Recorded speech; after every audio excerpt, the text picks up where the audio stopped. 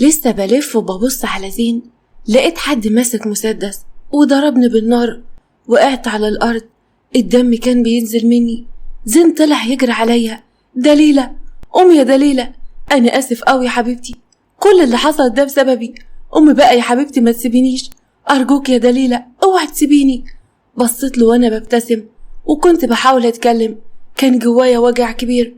أنا كمان بحبك يا زين، خلي بالك من نفسك، هتوحشنا أوي يا حبيبي. وفجأة أغمى عليا. زين كان قاعد جنبه بيصرخ، وبسرعة شالني وطلع بيا على المستشفى. لما دخلت غرفة العمليات كان واقف بره قدام الباب، كان قاعد بيبكي زي الطفل الصغير. قرب منير وحط ايده على كتفه: اهدى بقى يا زين، هتقوم بالسلامة ان شاء الله، ادعي لها بس يا حبيبي، ما ينفعش اللي انت عامله في نفسك ده. قال لي: انا السبب يا منير، كل اللي حصل ده انا السبب فيه، انا اللي كنت مقصود، اكيد كل ده من تخطيط محمد، كل ده علشان الفلوس، تتحرق الفلوس بس دليلة ترجع لي. خلاص اهدى بقى يا حبيبي، كل حاجة هتتحل، ودليلة مش هيحصل لها اي حاجة، ما تقلقش، واللي اسمه محمد ده هنجيبه، حتى لو كان موجود تحت الارض مش هيفلت من ايدينا مهما حصل. زين مسح دموعه: انا بس عاوزها تعيش يا منير، انت فاهم، لازم ادفعه تمن كل نقطة دم نزلت من دليلة، انا عاوز اللي اسمه محمد ده في اسرع وقت، فهمني يا منير؟ قال له: حاضر يا زين، بس انت بقى ما تعصبش نفسك، روح سل كده وادعي لها. معلش، انا هروح دلوقتي اوصل شهد وهرجع لك على طول، انا خايف لاهلها يقلقوا عليها. زين اكتفى بان هو يهز راسه. منير مشي وراح ناحية شهد، اما زين راح علشان يصلي. كان بيصلي وقعد يدعي ربنا، قعد يقول: انا اللي دايما بغلط يا رب، هي ما عملتش اي حاجة، ما تعاقبنيش فيها، قومها لي بالسلامة، ده انضف حاجة في حياتي، يا رب خدنا انا وخليها هي تعيش، انا بحبها قوي. فضل زين يصلي ويدعي، كان بيبكي وهو بيدعي. وراح وقف قدام غرفة العمليات، كان مستني اي حد يخرج علشان يطمنه. اما عمي كان قاعد في المكتب بتاعه بيخلص شوية ورق. دخلت عليه نادية مراته: ايه يا صابر، قدامك لسه كتير ولا ايه؟ الوقت اتأخر قوي يا حبيبي، مش هنروح بقى؟ انا حاسة ان انا تعبانة وجعانة قوي، عاوزين ناكل مع بعض زي زمان. بصلها وقال لها: خلاص يا ست نادية، انا قربت اخلص اهو، همضي على كام ورقة ونتحرك على طول، لو حابة انت تسبقينا على البيت مفيش اي مشكلة، روحي انت وانا هاجي وراكي. قربت منه وقعدت تتدلع، قعدت على رجله: لا يا حبيبي، انا هستناك ونمشي مع بعض، هوصلك بنفسي، اصل انت وحشتني قوي، مش عاوز ابعد عنك خالص. من غير حتى ما ياخد باله حطت ورقة بتاعت الصفقة وسط الورق اللي كان بيمضي عليه. يلا بقى بسرعة، بجد انا جعانة قوي يا بيبي، ما اكلتش من الصبح، دول كام ورقة، امضهم يلا وبسرعة، انا معاك اهو. مسكت الورق وعم بدأ يمضي عليه، كان متوتر قوي لانه ما كانش واخد منها على الحركات دي. بعد ما خلص امضى قال لها: يلا يا ست قومي، انا خلصت اهو، وهناكل بره النهارده كمان علشان تعرفي ان انت غالية عندي. ضحكت وقالت: ربنا يخليك ليا يا حبيبي، يلا بينا، ده انت وحشتني قوي، وحشني كمان الخروج معاك، يلا يا صابر، احنا بقالنا كتير قوي ما بنخرجش من البيت. خرجوا هما الاتنين مع بعض. نادية عملت نفسها ان هي نسيت التليفون، قالت له: بقولك ايه يا حبيبي، اسبقني انت بقى دلوقتي على العربية، اصلا انا نسيت التليفون بتاعي في مكتبك، هجيبه وهاجي وراك. وفعلا دخلت المكتب واخدت الورقة، كانت فرحانة قوي، ابتسمت ابتسامة الانتصار وخرجت وراحت ورا عمي علشان ياكلوا هما الاتنين مع بعض بره البيت. اما شهد وصلت على بيت مامتها، اول ما طلعت تجري على حضنها، كانت بتبكي. مامتها اتخضت قوي: في ايه يا بنتي، مالك يا شهد يا حبيبتي، ايه اللي حصل؟ مش انت كنت خارجة مع منير خطيبك؟ حصل حاجة؟ وليه بقى كل الدموع دي؟ في ايه يا قلبي؟ ما توجعيش قلب عليك يا بنت، اتكلمي. شهد حاولت ترد على مامتها: دليلة يا ماما، واحنا موجودين في المطعم في حد جه وضربها بالنار، هي دلوقتي في غرفة العمليات، منير جابنا على هنا علشان ما تقلقيش عليا، انا خايفة عليها قوي يا ماما، دليلة دي هي اقرب صديقة ليا. مامتها حاولت تهديها: طيب اهدي شوية يا حبيبتي، العياط مش هيفيدك بأي حاجة، قومي يلا اتوضي وصلي وتعالي نصلي مع بعض وندعي لها، وبكرة الصبح نروح لها ان شاء الله، هتقوم بالسلامة، ما تخافيش عليها بقى. شهد ابتسمت لمامتها بحزن: وقامت وصلت وقعدت تدعي لصاحبتها. ولما خلصت قعدت جنب مامتها، قالت لها بقولك ايه يا ماما، هي ليه دليلة بيحصل معاها كده؟ حرام، ده ما بتلحقش تفرح خالص. فاكرة يا ماما يوم نتيجة الثانوية العامة لما فقدت باباها، واللي قبلها لما فقدت مامتها؟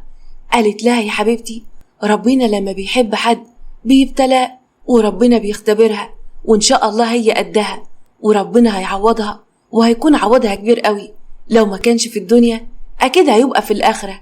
شهد حطت راسها على رجل مامتها، كانت بتبكي لغاية ما نامت. مامتها كانت قاعدة تدعي كتير قوي إن دليلة تقوم بالسلامة. وبعد كام ساعة خرج الدكتور من غرفة العمليات. زين طلع يجري عليه، طمني يا دكتور، دليلة كويسة؟ طيب هي فين؟ أنا عاوزة أشوفها، قولي إن هي ما حصلهاش أي حاجة، مش كده يا دكتور؟ أرجوك رد عليا. الدكتور بصله بكل أسف، أنا آسف إن أقولك إحنا حاولنا كتير وعملنا كل اللي علينا، بس الظاهر كده إن هي مستسلمة للموت، ما بقاش في إيدينا أي حاجة، البقاء لله.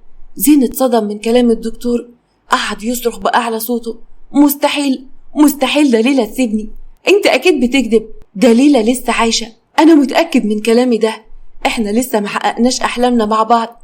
وبسرعة زق الدكتور ودخل غرفة العمليات ومسكني، قومي يا دليلة، قومي يلا، بلاش تستسلمي، انا بحبك وعاوزك، مش هقدر اعيش من غيرك، هتسيبيني لوحدي لمين؟ مش هينفع ابدا يا دليلة، قومي بقى، ده احنا لسه هنسافر مع بعض دول كتيرة قوي، وهتدخلي كمان الجامعة، وهتختاري الكلية اللي انت عاوزاها، هتعملي حاجات كتيرة قوي في حياتك، انا مش هقدر اعيش من غيرك، قومي بقى يا دليلة، قومي علشان خاطري. وفجأة النبض رجع تاني، وجهاز النبض بدأ يشتغل من تاني. بسرعة الممرضين دخلوا الغرفة والدكتور كمان، وبعد شوية خرجوا زين. بعد شوية الدكتور خرج لزين، دي معجزة، أنا مش مصدق، المريضة رجعت للحياة من تاني، ألف مبروك يا أستاذ، هي دلوقتي هتروح على غرفة الإنعاش. رد زين بفرحة، بجد يا دكتور؟ الحمد لله، ألف حمد وشكر لك يا رب، أنا بجد بشكرك يا دكتور. طيب ينفع أدخل أطمن عليها؟ ممكن، بس يا ريت بلاش أي ضغط أو انفعال، هي محتاجة راحة تامة ومش هتفوق دلوقتي، على بكرة الصبح إن شاء الله تكون فاقت وننقلها لغرفة عادية، فأنت هتطمن عليها من بعيد. مش الدكتور واتنقلت أنا لغرفة الإنعاش. زين دخل وفضل قاعد جنبي، كان ماسك إيدي لغاية ما نام، راسه كانت على إيديا. أما في نايت كلاب كانت نسمة سهرانة وكانت شاربة كتير قوي لحد ما بقتش قادرة تقف على رجليها، وصحابها مشي بالغلط. مسكت التليفون وكانت عاوزة تتصل بزين، بس للأسف اتصلت بهيثم. هيثم استغرب جدا، ولما رد سمع صوت راجل بيرد عليه، أيوة في أنسة هنا سكرانة على الآخر ومفيش أي حد معاها، لو ينفع تيجي تاخدها أو تبعت أي حد من طرفها. هيثم بسرعة، أنا جاي، قولي بس العنوان فين، خلي بالك منها لغاية ما أوصل عندك، أنا مسافة الطريق وهكون عندك، يلا سلام. هيثم بسرعة لبس وركب العربية بتاعته، وصل لعند نسمة وبسرعة دخل ومسكها وسندها لغاية العربية. أول ما ركبت، أنت ليه بتعمل فيا كده يا زين؟ أنت عارف إن أنا بحبك. هيثم اتضايق أوي من كلامها، اهدي بقى يا أنسة نسمة، وإن شاء الله كل حاجة هتبقى كويسة، وبعدين أنا هيثم والزين. بصت له وقالت وهي بتضحك، هيثم هو أنت يا ابني إيه ورايا كل ما أقع في مشكلة ما بلاقيش أي حد غيرك جنبي، أنت عاوز مني إيه بالظبط؟ يا ريتني بس أقدر أحبك يا هيثم، أي بنت في الدنيا تتمناك، بس والله غصب عني، أنا أسفة يا هيثم، أرجوك ما تزعلش مني. ابتسم بوجع، مش مهم يا ست تحبيني، المهم اللي أنا متأكد منه إن أنا بحبك، وبحبك كمان أكتر من نفسي، وإن شاء الله هيجي اليوم اللي هتحس بيا وتحبيني انت كمان، وأنا هستنى اليوم ده بفارغ الصبر. هيثم وصل نسمة على البيت بتاعها ورجع على بيته ونام من كتر التعب. تاني يوم في المستشفى نقلونا الغرفة عادية بعد ما حالتي اتحسنت. لما فوقت لقيت زين نايم على ايدي، ابتسمت بتعب، زين حبيبي قوم، انت نايم ولا ايه؟ صحي وهو مخضوض، دليلة يا حبيبتي، انت كويسة؟ حمد لله على سلامتك يا دليلة، اخيرا سمعت صوتك يا قلبي، انا مش مصدق نفسي، استني بقى لما نادى على الدكتور. وهنا دخل دكتور شاب. أول ما شاف دليلة: مستحيل دليلة، هو انت ايه يا بنتي؟ ايه اللي جابك هنا؟ انا لسه جاي المستشفى من امبارح. ايه اللي حصل يا حبيبتي؟ انت كويسة؟ طيب استني لما اكشف عليك واطمن، يا ريتني كنت اعرف من بدري. زين كان واقف ومصدوم وما كانش عارف مين الدكتور ده، وما كانش عارف يتصرف ازاي. ولقيت زين بيزقه لبعيد: حبيبة مين يا حبيبي؟ هو انت اتجننت ولا ايه يا جدع انت؟ اوعى كده، وبعت لنا بقى دكتور تاني. قال له: في ايه يا استاذ؟ يا ريت بقى تحترم نفسك وتحترم ان انت موجود في مستشفى، وبعدين انت ايه اللي دخلك ما بيننا؟ وبتعمل ايه هنا؟ اتفضل اطلع بره، المريضة محتاجة للراحة. زين اتعصب اكتر وضربه بالبوكس بسرعة. قلت: زين كفاية بقى وسيبه، حرام عليك مش كده. وانت كمان يا خالد اسكت، ده يبقى زين جوزي، ممكن بقى كفاية انتوا الاتنين، انا مش قادرة اتكلم. فضلت اكح ولقيت خالد طلع يجري عليا: طيب اهدي يا دليلة، اهدي يا حبيبتي، انت لسه خارجة من العمليات، هدي نفسك شوية وفهميني انت ازاي اتجوزت الشخص ده. زين قرب وبعده عني. قال لي: مين ده يا دليلة؟ وتعرفيه منين وازاي؟ ده بيقولك يا حبيبتي اتكلمي يا دليلة وقولي لي على كل حاجة قبل ما تجنن ويحصل في عقل حاجة. رديت بتعب قلت له: يا زين ده يبقى خالد ابن خالتي، وكان بيدرس بره مصر، كان بيدرس الطب، والمفروض اني كان مكلم بابا عليا، وبابا قال له انه موافق، بس لما خلص الثانوي. هي يا سيدي كل دي الحكاية. خالد اتكلم: ممكن اعرف بقى ايه اللي حصل؟ انا رجعت امبارح من السفر ولسه مستلم الشغل هنا النهارده في المستشفى، وكنت لسه هروح لك الفيلا بتاعتكم. انت ازاي بقى اتجوزتي يا دليلة؟ ومن الراجل ده؟ رديت وقلت: بابا توفى يا خالد، وعمي جوزنا لزين ابنه، وبصراحة ده احسن حاجة عملها عمي من ساعة ما عرفته. زين ده انسان كويس قوي، وكمان جوزي وحبيبي. خالد اتضايق قوي من كلامي. الف مبروك يا دليلة، اتشرفت بيك قوي يا استاذ زين. انا اسف ما كنتش اعرف ان انت جوزها، بس انا اول ما شفت دليلة اتخضيت عليها قوي. وخرج خالد. زين بصلي: احنا لازم نخرج من المخروبة دي بأي طريقة، هنخرج منها حالا، والبتاع ده مش عاوزك تتعامل معاه خالص، فهماني يا دليلة ولا لا؟ بصيت له بحزن وهو خرج وسابني.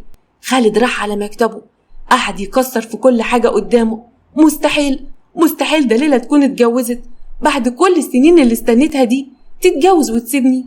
دليلة ليا انا وبس، مستحيل اسيبها للي اسمه زين ده. زين ده مش احسن مني في حاجة، انت اكيد مجبورة على الجوازة دي دليلة، لازم اخلصك منه بأي طريقة. انت حبيبتي يا دليلة، اصبري وانا هرجعك ليا.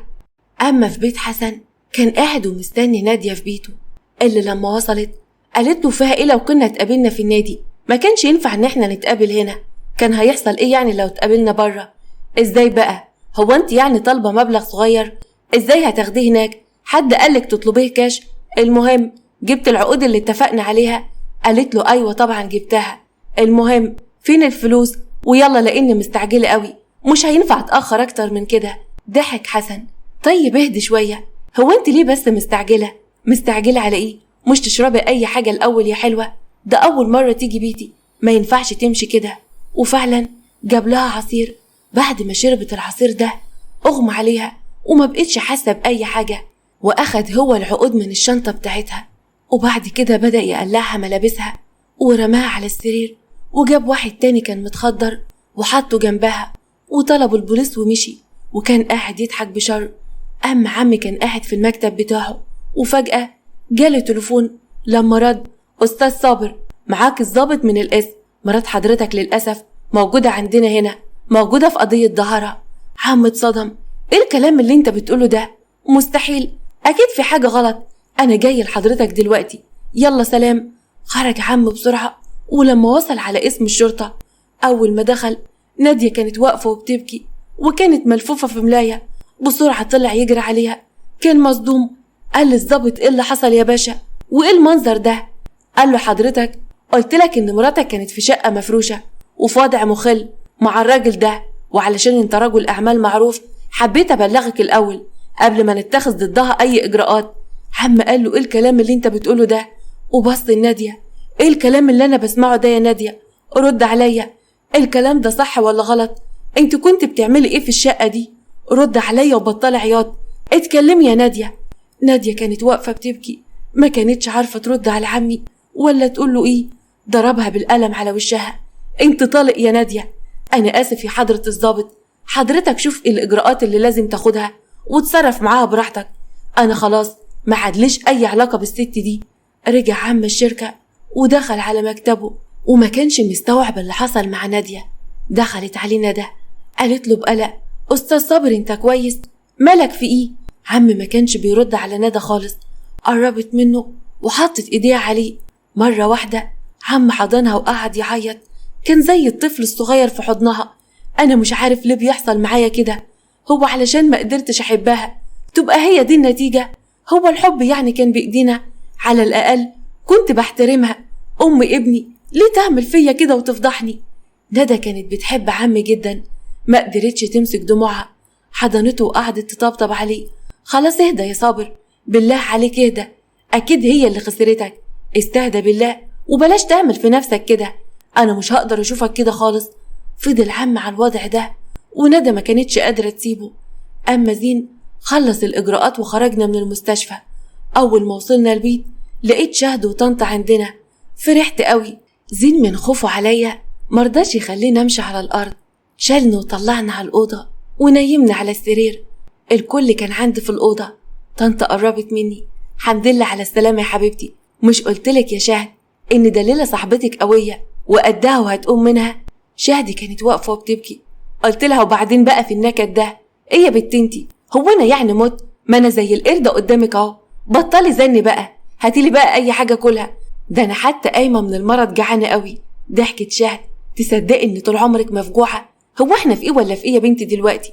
حاضر يا ستي، هنزل اجيب لك الاكل من تحت وجايه على طول. اما في بيت مايا سمير راح لها من كتر زنها واتصالاتها. اول ما وصل: خير يا ست مايا، في ايه؟ نازله رن رن رن، عاوزه ايه؟ مش قلتلك قبل كده ما تتصليش عليا؟ وانا لو جيتلك هنا ممكن زين يوصلك عن طريقي. قالت له: انا عاوز اعرف ايه اللي في دماغك بالظبط يا سمير، ولا بقيت تكلمني ولا بتيجي ولا اي حاجه، ايه اللي واخدك مني بالشكل ده؟ ممكن اعرف انت ليه مش بتكلمني ولا بتسأل عني؟ قال لها: ايه الهبل اللي بتقولي ده؟ مفيش منه الكلام ده خالص، انا بس مشغول شويه الايام دي، بحاول اشوف حل علشان نخلص بسرعه ونتجوز بقى يا ستي. قربت وقالت: عارف يا سمير، لو كنت بتكذب عليا هعمل فيك ايه؟ صدقني ممكن اموتك فيها، او اعرف زين كل حاجه واخليه هو يموتك بنفسه. ما تنساش ان كل اسرارك معايا، غير كده بقى معايا تسجيلات ليك توديك في 60 داهيه. سمير اتعصب قوي وحس ان رقبته تحت ايديها ولازم يتصرف معاها. حضنها وقال لها: وانا اقدر اكدب عليك برضو يا حبيبتي؟ ده انا حتى بحبك قوي يا مايا. ومره واحده جاب سكينه وحطها في ظهرها، وقعت مايا على الارض كانت سايحه في دمها. اما سمير طلع يجري وهرب من المكان. يا ترى مايا هتموت ولا ايه اللي هيحصل لها؟ وسمير هيقدر يهرب ولا هيتصرف ازاي؟ وزين كمان هيتصرف ازاي بعد ما يعرف القضية المخلة اللي وقعت فيها نادية؟ وكمان هيعمل ايه بسبب غيرته على مراته؟ كل ده واكتر هنعرفه مع بعض الحلقة الجاية ان شاء الله. عاوزة اقول لكم ان الاحداث اللي جاية هتبقى حلوة جدا، علشان كده يا ريت محدش يتأخر، وما تنسوش تعملوا لايك للفيديو واشتراك في القناة، واشوفكم بكرة على خير يا اجمل متابعين.